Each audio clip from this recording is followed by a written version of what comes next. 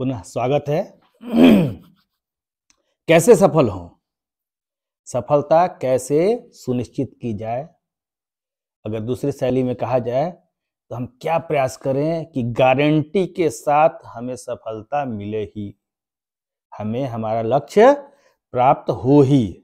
ऐसा कौन सा उपाय करें कि गारंटी के साथ हमें हमारा लक्ष्य मिले? तो इसी विषय वस्तु पर बात करने के लिए एक बार पुनः आप सबके बीच में मैं उपस्थित हूँ। आइए, इस अंक में आप सभी का स्वागत है। चलिए आगे बढ़ते हैं, हम लोग विषय वस्तु पर बात करते हैं। आज हम सभी भौतिकवादी दुनिया में जी रहे हैं। सारे चारों तरफ भौतिकवाद का माहौल पूरे चरम पर है।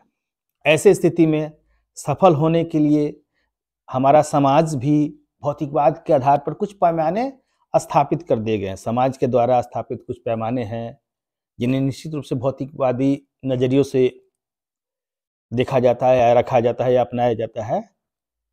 उसको स्थापित कर दिए गए सामाजिक पैमाने, उसके हिसाब से सफल होना अधिकतर रूप में आज अभिभावकों को लगने लगा है कि इस रूप में अगर सफल हो गए तो हम सफल माने जाएंगे। मान लीजिए किसी पद को प्राप्त कर लिया, तो क्या केवल भौतिकवादी रूप से या केवल भौतिकवादी विचारधारा से पाई गई सफलता को हम सफलता या पूर्ण सफलता मान सकते हैं?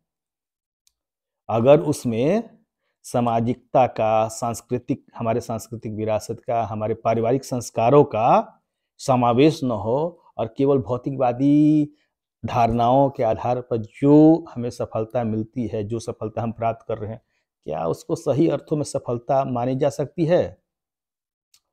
उत्तर निश्चित रूप से आप सभी वही बोलिएगा, ठीक है?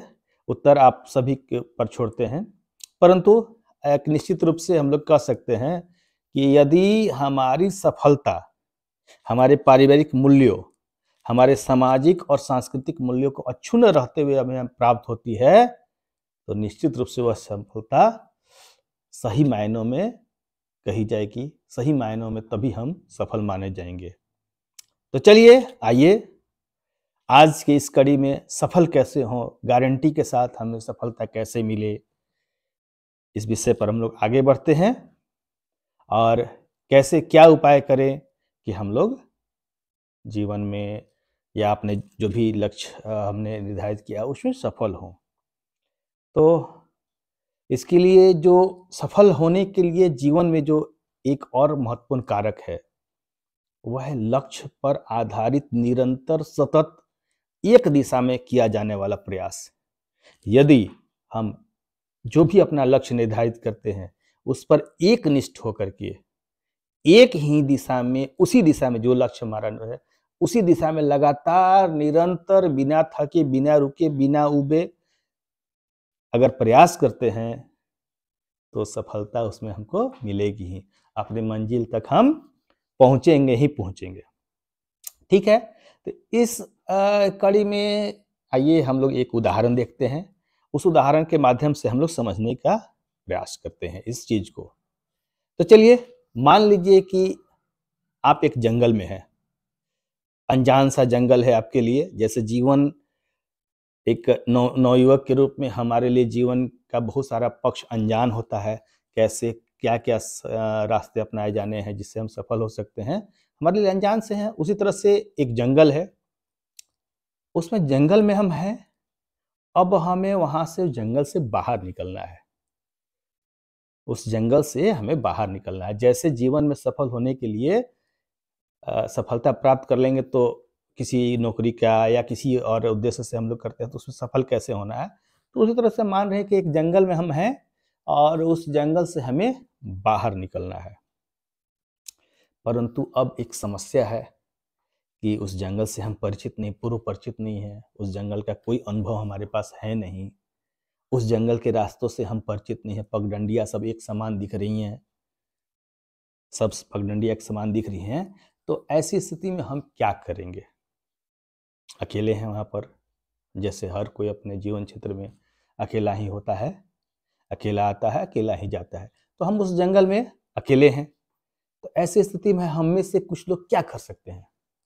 ऐसे में उस समय तात्कालिक परिस्थितियों के अनुसार अपने विवेक से, स्वविवेक से जो भी अंदाज हो सकता है, अंदाज लगाते हैं, रास्तों को पहचानने का प्रयास करते हैं। कोई रास्ता दिखता है ज़्यादा चिकना है, थोड़ा पगडंडी, थोड़ा ज़्यादा चिकना, ज़्यादा चौड़ा, उस पर चलने का प्रयास करते हैं।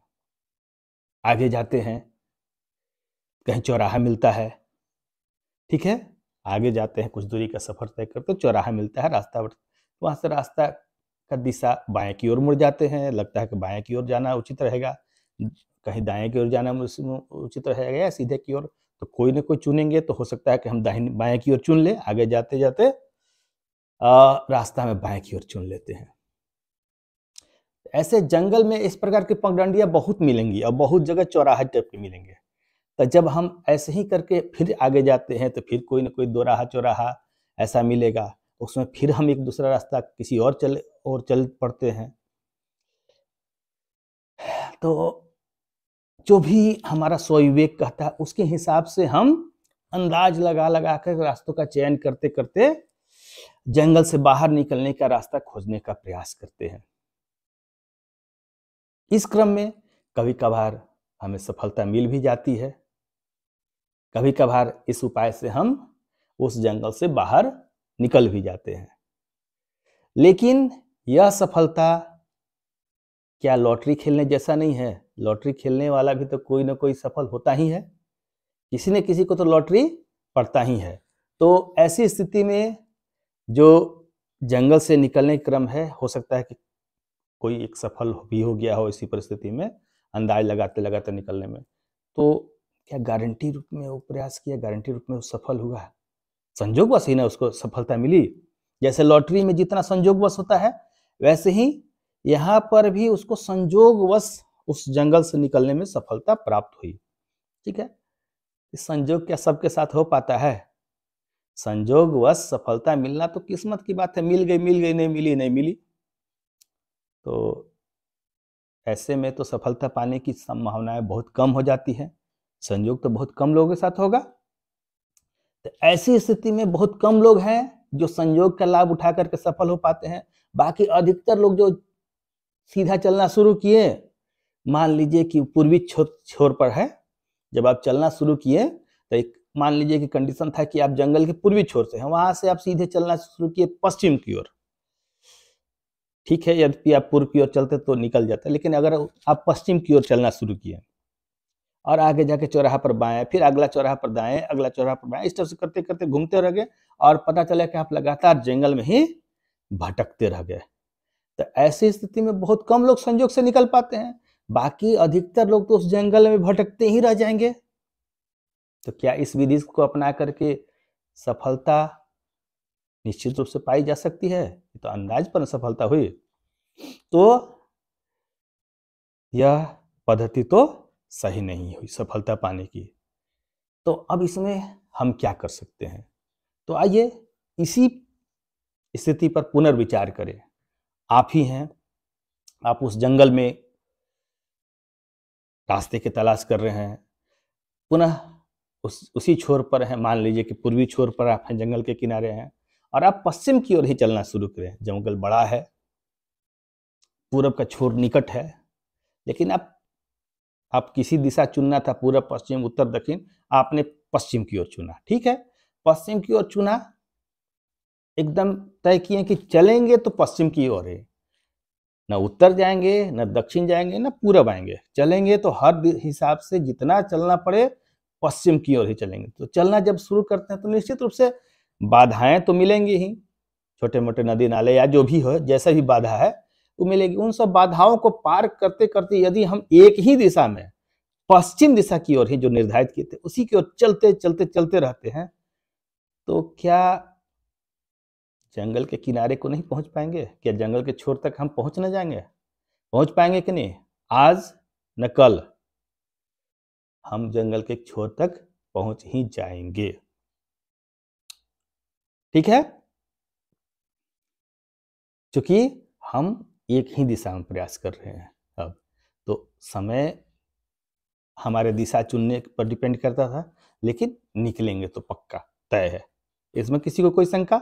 यदि हम पूर्वी छोर पर ही थे, जब पूरब छोर किनारे था, पूर्वी छोर के किनारे पर हम थे, मतलब पूर्वी छोर हमारे जहां हम थे वहां से पूर्वी छोर हमारा निकट था, उसके बावजूद हम पश्चिम दिशा की ओर चलना शुरू किए, फिर भी जंगल की ओर, जंगल के किनारे तक तो हम निकल ही जाएंगे, यानी कि हमारी सफलता निश्चित है। यह संयोगवश प्राप्त की गई सफलता नहीं है। हाँ, चूंकि पश्चिम की ओर चलना चुने थे तो थोड़ी सी समय ज़्यादा लगी, थोड़ी सी ऊर्जा ज़्यादा लगी, लेकिन हम सफल हो गए।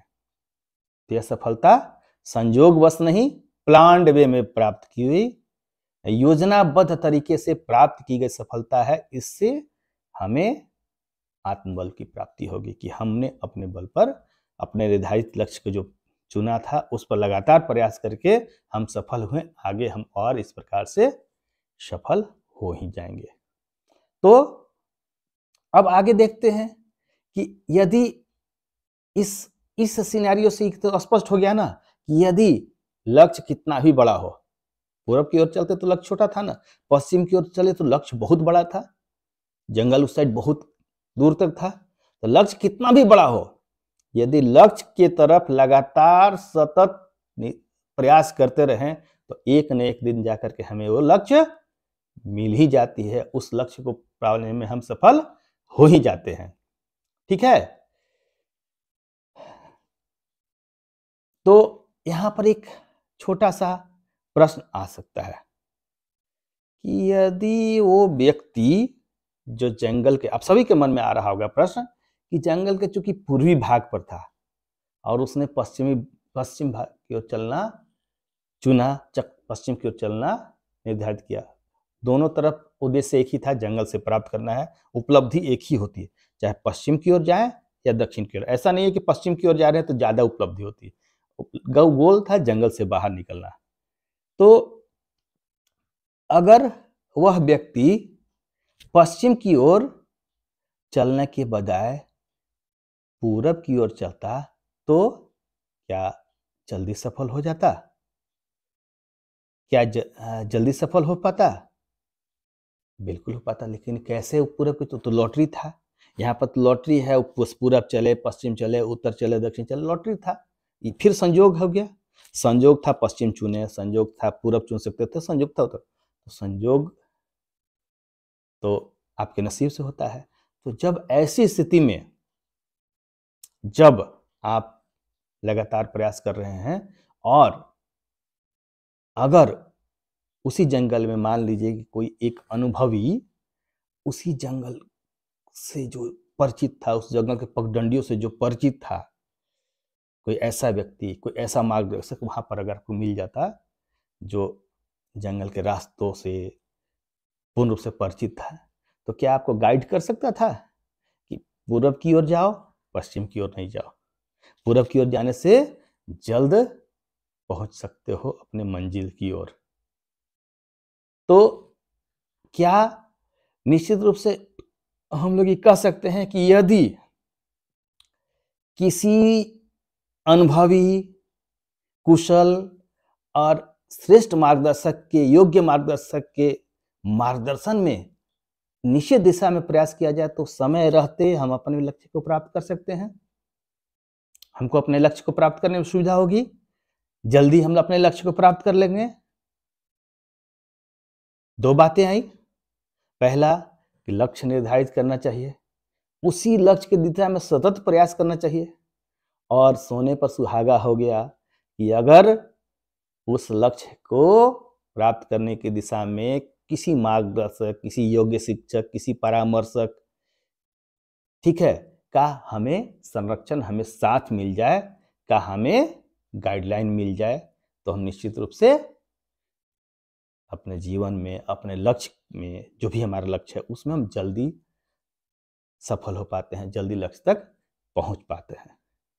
तो क्या हम कह सकते हैं कि यदि हम सभी को अपने लक्ष्य में सफल होना है, लक्ष्य को प्राप्त करना है, तो अपनी क्षमता अनुसार, अपनी योग्यता अनुसार अपना जो लक्ष्य हम निर्धारित करते हैं, लक्ष्य हम अपने क्षमता, अपनी योग्यता अनुसार निर्धारित करते हैं, उस लक्ष्य की ओर लगातार, निरंतर, पूरी क्षमता के साथ उस लक्ष्य की ओर, उस लक्ष्य को पाने हेतु लग जाना चाहिए। और उसमें यदि हमारे पास एक अनुभवी, योग्य और कुशल मार्गदर्शक का मार्गदर्शन है, तब तो फिर सोने पर सुहागा हो गया। निश्चित रूप से हमें ऐसी स्थिति में सफलता तो मिलेगी ही मिलेगी, परंतु शीघ्र मिलेगी। ठीक है, तो आज के अंक में इतना ही पर समेटते हुए इतना थोड़ी सी बात और कहना चाहेंगे कि अगर हमें सफलता चाहिए जिंदगी में, जीवन में निश्चित रूप से सफलता चाहिए, तो इन तत्वों की भी निश्चित आवश्यकता होती है। इन तत्वों को अपने जीवन के में आत्मसात करना, इसको एकदम रूटीन वाइज बना करके जो है इस पर चलने का अभ्यास करना, तो हमारे सफलता की संभावना बढ़ जाती है।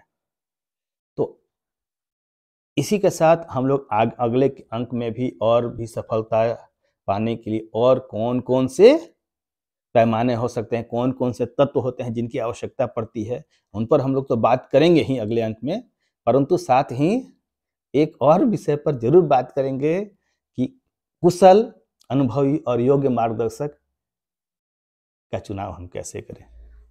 ठीक है, इस पर भी बात करेंगे। आज के अंक के लिए बस इतना ही। धन्यवाद, आप सभी को धन्यवाद। आप सभी अपना ख्याल रखिए।